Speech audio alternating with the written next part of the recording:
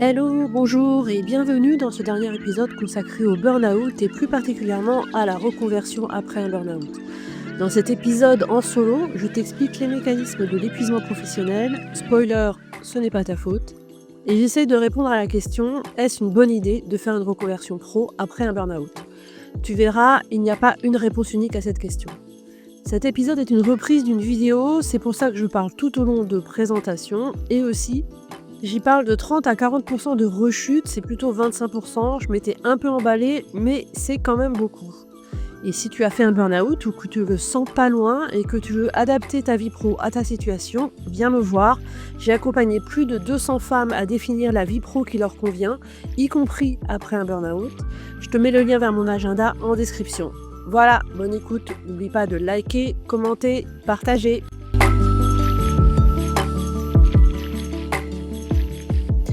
Avant de rentrer dans le vif du sujet, j'aimerais aborder des idées reçues sur le burn-out qui, quand on y attache de l'importance, peuvent aussi entraver l'après burn-out, et que ce soit une reconversion ou pas, d'ailleurs juste la reprise de la vie professionnelle après un burn-out. La première idée reçue, c'est que il suffit de se reposer pour soigner son burn-out. Puisque le burn-out est un syndrome dit d'épuisement professionnel, évidemment, en face d'épuisement, on met repos et on se dit, il suffit de se reposer pour soigner son burn-out. Et ça, c'est une idée reçue qui fait beaucoup de mal aux gens, parce qu'il y a en effet des gens qui se sentent épuisés professionnellement, qui vont se reposer, prendre des vacances, faire tout ce qu'il faut pour essayer de récupérer, qui ne vont pas réussir à récupérer et qui vont se dire comment ça se fait que ça marche pas, c'est de ma faute, qu'est-ce qui se passe, etc. Or, le repos est un ingrédient indispensable de la récupération après un burn-out, pendant et après un burn-out d'ailleurs, mais ce n'est absolument pas suffisant. Donc on peut se reposer pendant des mois si on ne fait pas un travail de compréhension et un accompagnement psychothérapeutique pour comprendre ce qui se passe en nous quand on est au travail et ce qui fait qu'on a fait un burn-out. Probablement, on ne guérira pas, ou on mettra beaucoup plus de temps, en tout cas, à guérir de son burn-out. Une autre idée reçue, c'est que quand on fait un burn-out, c'est qu'on est faible. Alors qu'en fait, c'est exactement l'inverse. C'est-à-dire que quand on fait un burn-out, c'est qu'on a été fort pendant trop longtemps. C'est qu'on s'est engagé dans le travail pendant trop longtemps, alors même que les conditions d'un travail sain n'étaient pas requises. Donc le burn-out, c'est tout sauf une maladie de personnes dites faibles. C'est au contraire une maladie de l'hyper-engagement, de personnes qui ont voulu tenir le plus longtemps possible, alors même qu'on ne leur donnait pas les moyens de faire correctement leur travail, voire même simplement faire leur travail avec le minimum de qualité nécessaire. Autre idée reçue, une fois qu'on a fait un burn-out et qu'on est guéri, c'est bon, on est tranquille. Alors ça, c'est complètement faux. Selon les estimations, il y a 30 à 40% des personnes qui ont fait un burn-out qui vont rechuter. Donc il y a vraiment un vrai enjeu de prise en charge et de soins par rapport au burn-out pour éviter la rechute. Et par ailleurs, ça joue évidemment un grand rôle aussi sur l'activité professionnelle après le burn-out. C'est-à-dire que s'il y a un risque de rechute qui est aussi élevé que 40%, qu'est-ce qu'on fait pour se prémunir de ce risque de rechute? On en parlera tout au long quasiment de cette présentation. Et enfin, une autre idée reçue sur le burn-out, c'est un problème individuel. C'est-à-dire que si une personne fait un burn-out, c'est elle. C'est elle le problème. Elle avait qu'à prendre du recul, elle avait qu'à dire non, elle avait qu'à apprendre à s'affirmer, elle avait qu'à prendre ses jours de congé, etc. En fait, ça n'est jamais qu'une question individuelle. Donc, quand je vais vraiment aborder le burn-out pour expliquer comment ça fonctionne, tu verras que ça n'est jamais une question individuelle, c'est toujours une question d'organisation du travail. Et par ailleurs, on en reparlera aussi, l'entreprise, quelle qu'elle soit, est responsable de la santé de ses salariés, santé mentale et physique. Et par rapport à cette obligation, par rapport à la santé de ses salariés, elle a également une obligation de résultat et pas seulement une obligation de moyens. Il suffit pas de dire j'ai essayé d'améliorer la situation. Il faut obtenir des résultats qui font que la santé des salariés est protégée dans le cadre du travail. Donc, qu'est-ce que le burn-out ? Le burn-out, c'est toujours la rencontre d'une personnalité et d'un environnement, avec parfois un événement déclencheur sur lequel je reviendrai. Du côté de la personnalité, qu'est-ce qu'on trouve? On trouve des personnes qui sont extrêmement engagées dans leur travail, pour qui la réussite, le fait de bien faire son travail, le fait d'arriver à faire le travail est extrêmement important en termes de satisfaction personnelle et en termes d'identité. Ce sont souvent des personnes pour qui l'activité professionnelle, le travail en tant que tel est quelque chose qui joue un rôle fondamental dans leur vie, mais aussi dans leur identité. Elles vont accorder énormément d'importance au travail et au fait de faire des efforts pour travailler. Ça peut aussi être des personnes qui ont eu une éducation dans laquelle, on voyait le travail comme quelque chose qui devait être pénible. On imaginait que le travail, ça pouvait pas être une source d'épanouissement, de plaisir, de satisfaction, mais que c'est quelque chose de difficile, quelque chose qui résiste, quelque chose où on doit vraiment aller au-delà de soi-même pour réussir. Ça peut être aussi le fait que le travail donne un statut qui est important. Donc on s'imagine rentrer dans la vie professionnelle, gravir les échelons, avoir davantage de responsabilités au fil du temps et s'engager vraiment dans ce chemin-là en se disant: «Voilà, moi, ma vie professionnelle et ma vie, c'est ça». Et ce sont des personnes qui ne lâchent rien. C'est-à-dire quand il y a des difficultés pour, fournir le travail demandé, eh ben, elles vont surmonter les difficultés. Elles vont tout essayer, elles vont tout faire pour surmonter les difficultés et elles vont, s'oublier dans le processus, c'est-à-dire donner leur énergie, leur temps, leur personnalité, qui elles sont, elles vont le donner au travail pour réussir à accomplir la tâche, en s'oubliant dans le process et c'est là qu'il y a un danger. Maintenant, la question de l'environnement, c'est quoi? Eh ben, un environnement sain dans une entreprise, c'est un environnement qui va éviter à ces personnes qui ont cette tendance-là d'aller trop loin. C'est un environnement dans lequel il y aura un management bienveillant qui sera capable de faire le point avec les personnes, de comprendre quand elles n'ont pas les moyens de faire le travail, de comprendre quand elles vont au-delà de ce qui leur est demandé, quand elles se donnent davantage que ce qui est entre guillemets considéré comme normal par rapport à la tâche et qui va mettre en place des systèmes de garde-fous pour éviter que les personnes qui ont tendance à s'engager comme ça très fort dans le travail partent trop loin et justement fassent un burn-out. C'est aussi des entreprises dans lesquelles on ne va pas tolérer le management toxique, on ne va pas tolérer le micromanagement, mais on ne va pas tolérer non plus tout ce qui peut victimiser ou minimiser des personnes qui font partie de minorités. Parce que un des aspects de la diversité et de l'inclusion au travail, c'est que si on ne peut pas être soi-même, on sera encore plus à même de souffrir de burn-out parce qu'on va non seulement essayer d'accomplir la tâche, mais en plus, on va passer son temps à se suradapter à un environnement qui n'est pas fait pour soi. Et du coup, on va mettre énormément d'énergie dans les relations de travail, dans la vie au travail, etc. Donc l'environnement, c'est non seulement le management, mais ça peut être aussi la toxicité des collègues, le fait qu'on accepte que les clients soient violents, agressifs et qu'on mette rien en place pour protéger les salariés. C'est aussi la charge de travail, évidemment. C'est-à-dire que les situations dans lesquelles il y a aucun moyen de discuter de sa charge de travail et il y a aucun moyen d'obtenir que ça s'arrange, ce sont évidemment des situations dans lesquelles on est plus à même de vivre un burn-out. Donc le burn-out survient quand on a une personne qui va avoir tendance à vouloir être hyper engagée dans son travail, ou en tout cas à fonctionner en étant hyper engagée dans son travail, et un environnement qui n'aura pas mis en place de garde-fous pour éviter ce type de situation. Ça peut être la surcharge de travail sur le long terme, ça c'est important, parce qu'on peut vivre du stress parce qu'il y a des pics d'activité, il y a des changements à certains moments, il y a des projets à boucler, etc. Si on a le temps de récupérer après ces pics d'activité et après ce stress, si on a la capacité de discuter en équipe ou avec son manager de ce qui s'est passé, de comment on l'a vécu, et qu'on peut construire une méthodologie par rapport à ça, probablement on ne fera pas de burn-out. Mais si on vit une surcharge de travail avec une surcharge de stress qui dure longtemps, et le longtemps va dépendre des personnes. Il y a des gens qui vont pouvoir le supporter plus longtemps que d'autres, mais qui dure trop longtemps pour que la personne ait le temps de récupérer. Là, on est à risque de burn-out. Si on n'a pas les moyens de récupérer, pas les moyens de construire quelque chose avec les moments de suractivité, si on manque d'autonomie, si on manque de soutien, si on n'a pas le droit à l'erreur, toutes ces situations-là peuvent provoquer chez des personnes qui vont être en processus de surengagement peuvent provoquer un burn-out. J'ai dit tout à l'heure qu'il pouvait aussi y avoir un élément déclencheur dans la vie de la personne. Donc ça peut être un événement malheureux. On pense évidemment à un deuil, à un divorce, qui vont créer une fragilité, qui fait que là où la personne était capable d'ajuster son comportement par rapport aux demandes du travail, qui était capable de fournir des efforts quand c'était nécessaire et en même temps de trouver le recul nécessaire à certains moments, cette personne-là va perdre un peu pied et va peut-être surinvestir le travail ou au contraire ne pourra plus assumer le travail de la même façon et va se sentir en perte de repères, en perte de compétences et de confiance en soi.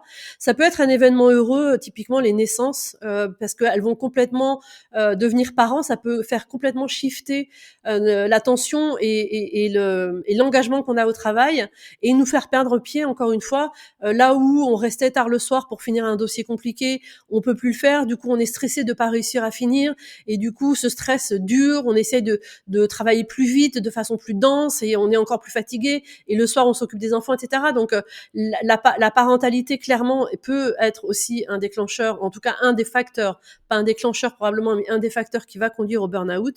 Ça peut être un événement qui semble neutre comme une expatriation par exemple, qui peut aussi créer un burn-out parce qu'on se retrouve en perte de repères et que du coup tout devient plus compliqué et plus difficile à gérer. Donc voilà, le burn-out, c'est quelque chose qui se passe à la rencontre d'une personnalité, d'un environnement et potentiellement d'un événement déclencheur, mais l'événement déclencheur n'est pas toujours nécessaire. C'est souvent vraiment la personnalité et l'environnement, avec le fait que l'entreprise n'a pas mis en place ce qui était nécessaire pour éviter que des personnes se laissent prendre dans un hyper engagement et un stress quasi constant. Alors voilà, j'ai passé un peu de temps sur l'explication du burn-out parce qu'en fait, ça va être très important pour la suite, parce que tous ces éléments que je viens de décrire vont être à prendre en compte pour l'après burn-out et en particulier dans le cadre d'une reconversion. Le truc, c'est que le travail, ça peut aussi être une source d'épanouissement. C'est pas forcément et uniquement une source de souffrance, ça devrait même dans l'idéal être une source d'épanouissement. Donc voilà, l'idée c'est vraiment de comprendre que le travail et c'est quelque chose une sensation, un sentiment qu'on perd quand on fait un burn-out, c'est qu'on a l'impression qu'on pourra plus jamais trouver un travail épanouissant. Alors qu'en fait le travail ça peut être aussi une grande source de satisfaction et une source d'épanouissement.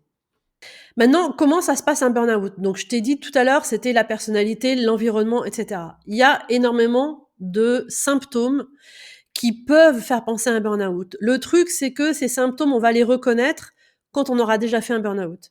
C'est-à-dire que la première fois qu'on entre dans un burn-out, on reconnaît pas ces symptômes. En revanche, s'il devait y avoir un risque de rechute, là, on reconnaîtrait les symptômes.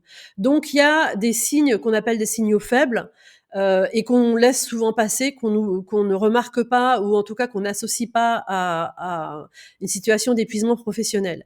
Et à ce regard, il y a des expressions qui sont très parlantes. Quand on dit j'en ai plein le dos, quand on dit ça me prend la tête, ou et que justement on commence à avoir mal au dos ou qu'on commence à avoir des migraines, c'est typiquement des choses qui peuvent être des signaux faibles d'épuisement professionnel. Alors évidemment, si c'est une fois de temps en temps, on parle pas de burn-out. Si la situation dure, là, on parle de burn-out. Donc c'est vraiment, ça va être aussi le fait de pas arriver à débrancher quand on rentre du travail, à ne parler que de ça tout le temps. À être de plus en plus critique par rapport à ses collègues, à son management, à son entreprise, à pas être capable de se sortir de cette espèce de discours où on critique, on n'est pas satisfait, ça se passe pas bien, on en a plein le dos, ça nous prend la tête, etc. Mais rien n'évolue, ça dure dans le temps. Voilà, ça peut être vraiment des signaux faibles que quelque chose se passe qui va au-delà de juste la fatigue. Mais évidemment, la fatigue est aussi un signal. Et comme je disais tout à l'heure, typiquement, ça va être se reposer mais ne pas récupérer. Partir en week-end, partir en vacances et rentrer en étant tout aussi épuisé que ce qu'on était avant de partir en vacances. Cela dit, après ces signaux-là, la situation va se dégrader. Et les symptômes vont être de différents ordres. Comme tu vas le voir sur le schéma qui s'affiche maintenant à l'écran, tu vas y avoir des symptômes cognitifs, physiologiques, comportementaux, psychiques, émotionnels. Cognitifs, ça va être, on va avoir l'impression d'être dans le brouillard, de pas réussir à performer, de pas aller aussi vite que d'habitude, de pas comprendre, de pas savoir comment faire les choses, etc.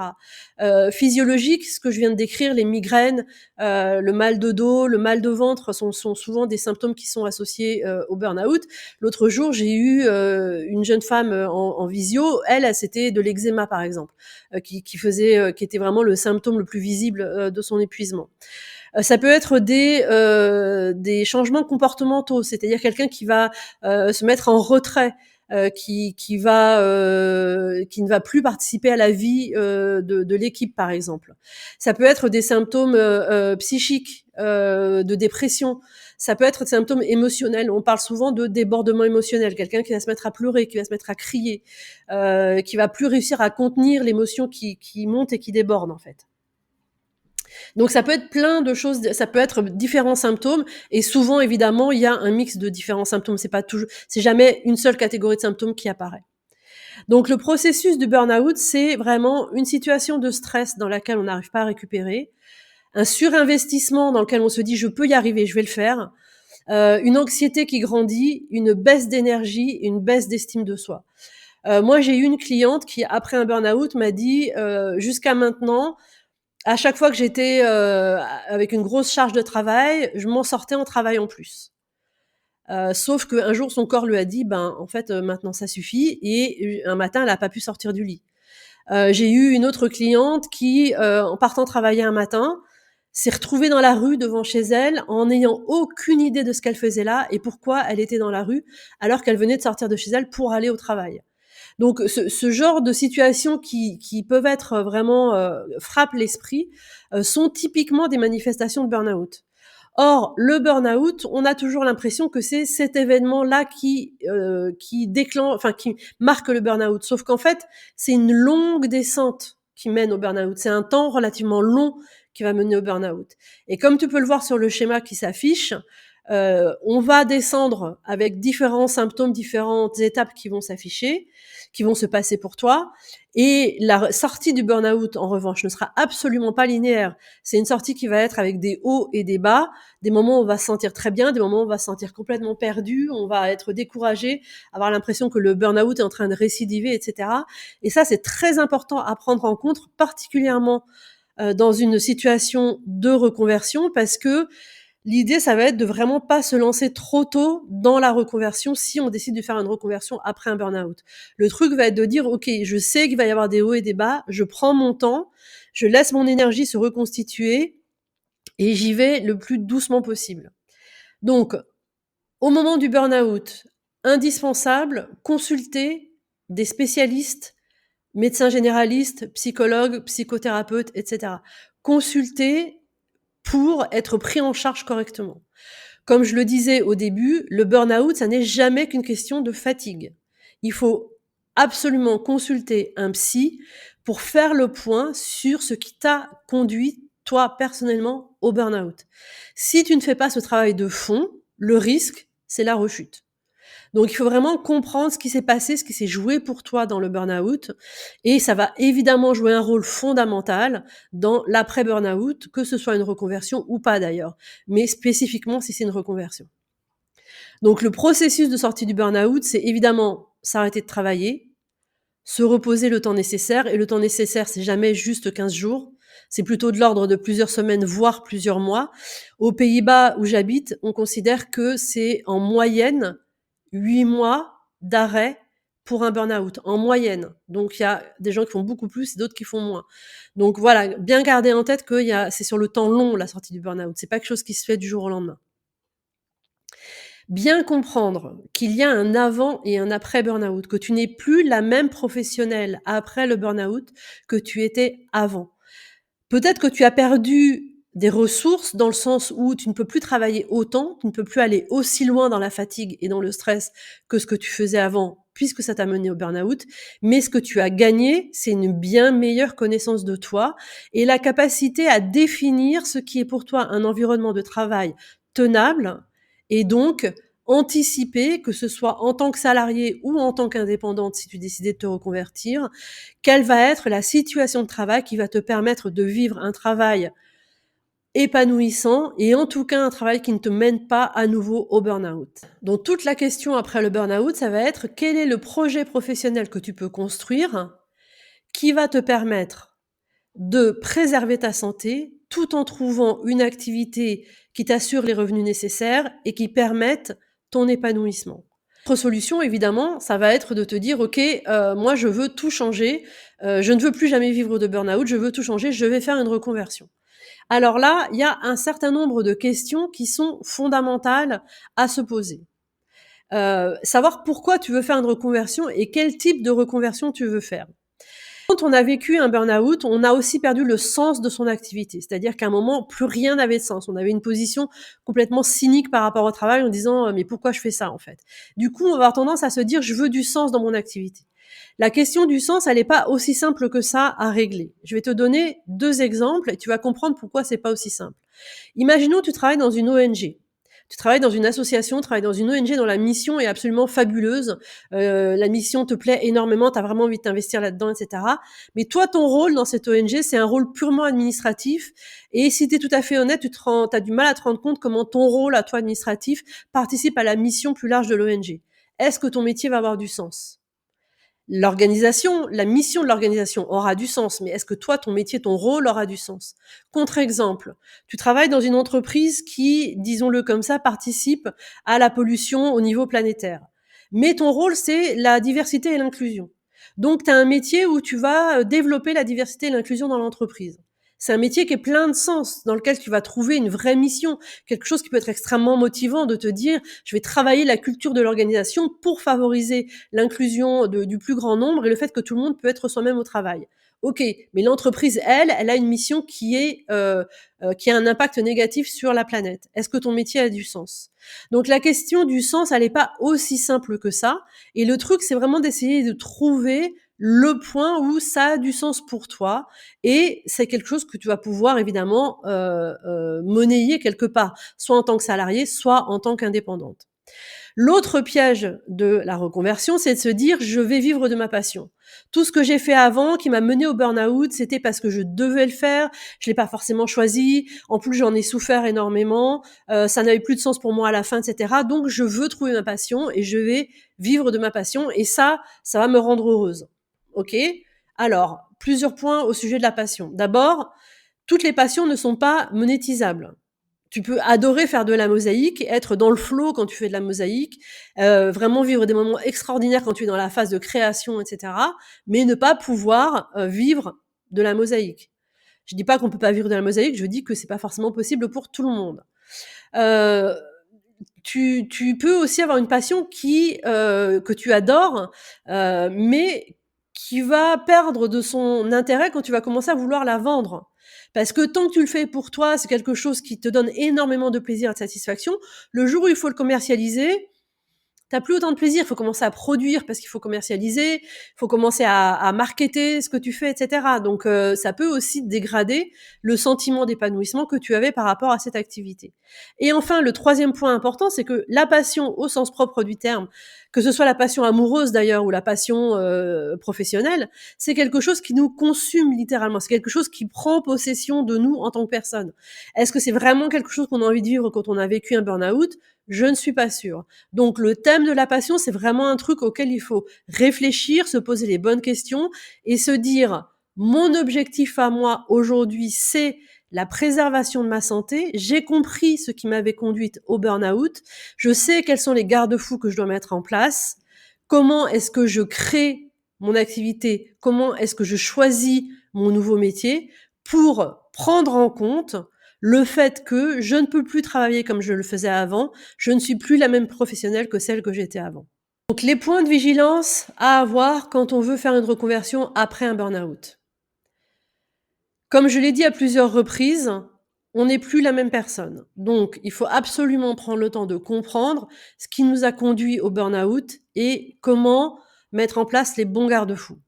Ensuite, changer de métier dans le cadre d'une reconversion, ça veut dire apprendre sous une forme ou sous une autre. Suivre des formations, apprendre dans la pratique, Dans les 2 cas, il y a une charge mentale qui est importante. Qu'on doive se former à l'université ou ailleurs, ou qu'on doive se former sur le tas en faisant le métier, il y a une charge mentale qui est forte, il y a une perte de repères, il y a des plein d'ajustements à faire en soi-même et vis-à-vis de l'extérieur pour réussir à apprendre ce nouveau métier. Donc il faut être en capacité en termes d'énergie, et de charge mentale d'apprendre quelque chose de nouveau. Alors quand on se reconvertit, on ne repart jamais de zéro, mais il faut quand même réussir à se faire sa place, et par exemple, créer son activité, ça demande pas mal d'énergie. Donc point de vigilance quand on a fait un burn-out, c'est toujours où on en est dans son niveau d'énergie. Ça veut dire quoi? Ça veut dire que le premier impératif, c'est choisir le bon moment pour faire sa reconversion. Surtout, surtout, surtout ne pas se précipiter, ne pas se dire: «Ça va mieux, j'y vais, je fais une reconversion». Et si, par exemple, on est dans une situation, financière délicate dans laquelle on a besoin, de travailler rapidement, peut-être que la chose la plus sûre à faire, c'est prendre un job, équivalent à ce qu'on avait avant, parce que c'est peut-être plus facile, parce qu'on connaît déjà, qu'on aura moins besoin de s'adapter, que ça va avoir moins de stress et cetera, et préparer parallèlement sa reconversion, plutôt que de sauter à pieds joints dans une reconversion alors qu'on n'est pas prête et qu'on n'a pas l'énergie et qu'on n'a pas la bande passante pour, gérer tout ce qu'il y a de nouveau et tout ce que ça entraîne de faire une reconversion. Une reconversion, c'est jamais juste changer de métier. Une reconversion, c'est découvrir un nouveau milieu, découvrir un nouveau secteur, c'est changer d'identité. On n'est plus la même personne. On était, je sais pas, manager, dans une entreprise et on devient, je dis pâtissier parce que c'est une reconversion qui est un peu à la mode, mais du coup, on n'est plus la même personne, on se présente plus la même personne aux autres et cetera. Tout ça, c'est un processus qui prend du temps et qui prend de l'énergie aussi. Donc le plus important, c'est toujours bien choisir le moment pour se lancer dans une reconversion et ça, ce sont les professionnels de santé qui vont te dire. C'est, ton psy, c'est ton médecin généraliste qui vont t'aider à prendre la décision de sauter le pas pour, lancer un processus de reconversion ou pas, ou tu peux te faire accompagner par des gens qui sont, spécialisés dans l'accompagnement après burn-out, que ce soit des coachs, des consultants et cetera, mais il faut qu'il y ait quelque part un garde-fou qui te disent: «C'est le bon moment, c'est pas le bon moment». Moi, l'autre jour, j'ai eu en appel découverte une jeune femme qui a vécu un burn-out, enfin qui est toujours en train de vivre un burn-out sévère. Elle m'a contactée à un moment où elle se sentait bien en pensant: «C'est bon, c'est le bon moment, j'y vais», et elle s'est rendue compte qu'en fait, c'était déjà trop en termes de charge et de stress et qu'il fallait qu'elle attende encore un peu avant de réfléchir à, l'étape d'après, en fait. Donc vraiment beaucoup de vigilance sur le bon moment. Ensuite, pour faire une reconversion, il faut pouvoir se projeter un minimum, c'est-à-dire imaginer qui on va être, qui on va devenir à travers la reconversion.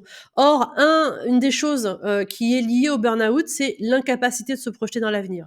On est tellement submergé par la fatigue, par la perte de confiance en soi, la perte d'estime de soi et cetera. Il nous faut déjà tellement d'énergie pour juste assurer le quotidien qu'on a beaucoup, beaucoup, beaucoup de mal à se projeter dans l'avenir. On a l'impression que le temps s'écoule différemment, qu'on on est bloqué là, on est coincé dans l'état dans lequel on est et on a du mal à envisager l'avenir. Or, pour faire une reconversion, il faut pouvoir envisager l'avenir, il faut pouvoir poser des actions, choisir, et puis se tenir aux actions qu'on a posées aussi. Très souvent, quand on a fait un burn-out, on sait ce qu'on ne veut plus, mais on ne sait pas ce qu'on veut. Ça, c'est le cas souvent dans les reconversions aussi, mais c'est assez spécifique du burn-out. Donc on sait ce qu'on ne veut plus, mais on a du mal à savoir vraiment ce qu'on veut. Et ça, bah, c'est tout le travail du début de la reconversion, hein, c'est vraiment, essayer de comprendre vers quoi on veut aller, en fait. Souvent aussi, après un burn-out, comme après souvent les longues maladies, il y a une espèce de pression de l'entourage. Donc en fait, tout le monde a bien compris qu'il y avait un burn-out et cetera, qu'on était en train de faire un burn-out et tout, mais dès qu'on commence à aller mieux, ben, on retourne à la normale en fait. On retourne au travail, on a un projet, on se lance et cetera. Sauf qu'on n'est pas capable de ça quand on a fait un burn-out. Donc il y a aussi cette pression de l'entourage, qu'il faut réussir à gérer et qui est pas facile à gérer et du coup, on a tendance à se précipiter en se disant: «OK, j'y vais, je fais quelque chose», et qui plus est dans le cas d'une reconversion, ça peut vraiment être, problématique, en fait. Le plus gros challenge quand on a fait un burn-out, c'est finalement de donner au travail sa juste place dans notre vie. De faire en sorte que le travail ne soit pas l'alpha et l'oméga, de notre satisfaction, notre estime de soi, de notre confiance en nous et cetera. C'est-à-dire que le travail ne doit pas prendre toute la place. On doit avoir la possibilité, d'avoir des espaces, de réalisation personnelle, de vie sociale, de vie familiale, de développement personnel en dehors du travail. Et ça, c'est tout l'enjeu de l'après burn-out. Et ça va être tout l'enjeu aussi de la reconversion. C'est-à-dire faire une reconversion qui va laisser sa juste place au travail et qui ne va pas faire en sorte qu'on replonge dans un autre système de stress. Et c'est pour ça que devenir indépendant, c'est une vraie question à se poser quand on a fait un burn-out. Parce qu'en tant qu'indépendant, on est son propre boss. On est son propre manager et souvent on est le pire manager qui puisse être pour nous-mêmes. On veut finir un projet, on veut trouver des clients, on a besoin de vendre, on a besoin de se montrer que ça réussit, on s'est mis des deadlines impossibles, etc. Et du coup, on se met dans une spirale à nouveau extrêmement stressante et négative en se disant quand j'aurai démarré, ça ira mieux, je pourrai faire une pause. Et ce moment-là n'arrive jamais et on s'épuise. Donc la question de la reconversion après le burn-out, elle se pose pour changer de métier en tant que salarié, elle se pose d'autant plus quand on veut faire une reconversion en tant qu'indépendante. Alors comment faire pour engager une reconversion après un burn-out?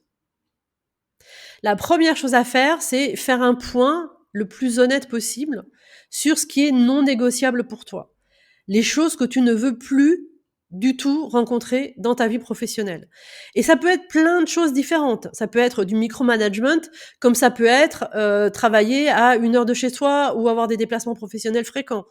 C'est vraiment quelque chose, ça peut être en termes de revenus, en termes de temps de travail, et cetera.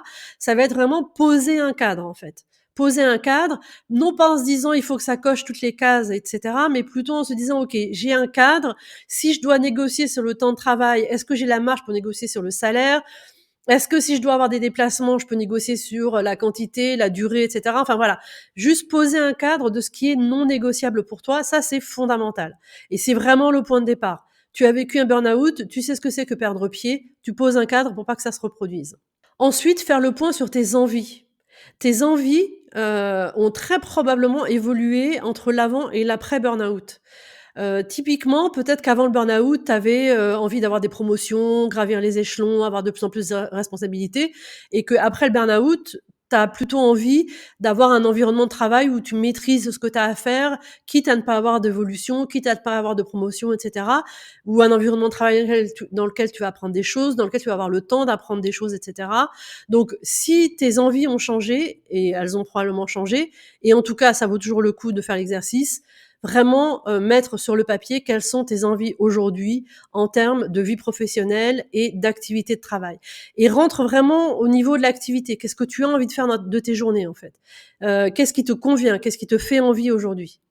Faire le point sur tes compétences et en particulier tes compétences transférables.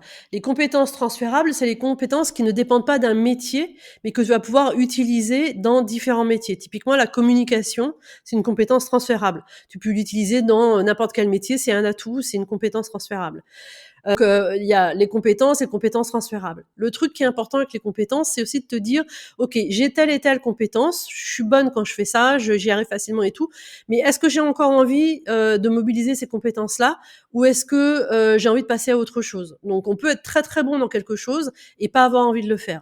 Donc quand tu listes tes envies, tu listes tes compétences et tu regardes s'il y a des choses, OK, tu es compétent dedans, mais si tu en as plus envie, bah, du coup, tu les mets pas comme étant, quelque chose que tu as envie de faire, à l'avenir. Faire le point sur tes moyens. Les moyens, c'est, les moyens financiers, c'est les moyens en temps, c'est aussi ton énergie, c'est aussi tes soutiens. Par exemple, si tu dois suivre une formation, il faut que tu aies du temps, les moyens de la faire et cetera. Et puis, si tu as une vie de famille et que tu suis une formation, bah, il faut aussi qu'il y ait du soutien au niveau de la famille, sinon ça va être compliqué de tout faire en même temps. Donc, faire le point de façon extrêmement honnête, encore une fois, sur tes soutiens. Alors attention, ça ne veut pas dire qu'il faut renoncer parce que tu n'as pas les bons soutiens, ça veut dire qu'il faut s'organiser et voir comment tu peux faire en sorte que ça fonctionne pour toi et pour les gens qui vivent, avec toi, par exemple. Encore une fois, il ne s'agit pas de renoncer, il s'agit de réfléchir à comment l'organiser.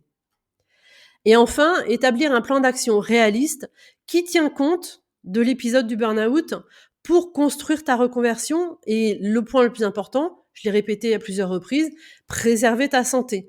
Donc si tu penses reconversion, avec tout ce que ça entraîne, apprendre, changement d'identité et cetera. Est-ce que c'est quelque chose qui est réalisable pour toi aujourd'hui? Ou est-ce qu'il faut attendre encore un peu? Ou est-ce qu'il y a des choses à mettre en place avant de te lancer dans une reconversion? Donc l'idée, c'est vraiment de faire le point en gardant toujours dans le cadre dans lequel tu vas réfléchir, l'épisode du burn-out, où tu en es dans ta guérison et qu'est-ce qui t'a mené au burn-out? Parce que ce qui t'a mené au burn-out, il faut que tu apprennes à le reconnaître, que tu l'élimines le plus possible de ton nouveau métier, que ce soit en tant que salarié ou en tant qu'indépendante ou chef d'entreprise d'ailleurs, et que surtout tu aies mis en place tes garde-fous pour que, ta santé soit préservée. Donc dans l'idéal, ne pas rester seul face à ce qui s'est passé dans le burn-out et après le burn-out, se faire accompagner. Je le disais tout à l'heure, médecin généraliste, psy, et au moment de la reconversion, si tu décides de faire une reconversion, te faire accompagner par des professionnels de la reconversion. Simplement parce que ça va t'éviter de te perdre, ce qui est un des risques quand on se lance dans une reconversion tout seul. C'est vraiment de partir dans tous les sens, pas arriver à s'arrêter sur une idée, avoir du mal à voir ce qui est réalisable ou pas, à comprendre quelles compétences on a et comment les formaliser, les mettre en avant si on veut à nouveau trouver un job salarié, comprendre les compétences transférables, et cetera, les métiers qui pourraient nous convenir et tout. Et aussi éviter la surchauffe parce que la personne qui va t'accompagner dans ta reconversion, c'est quelqu'un qui va voir, qui va observer de l'extérieur les moments où, tu commences à être en mode, surinvesti dans la reconversion.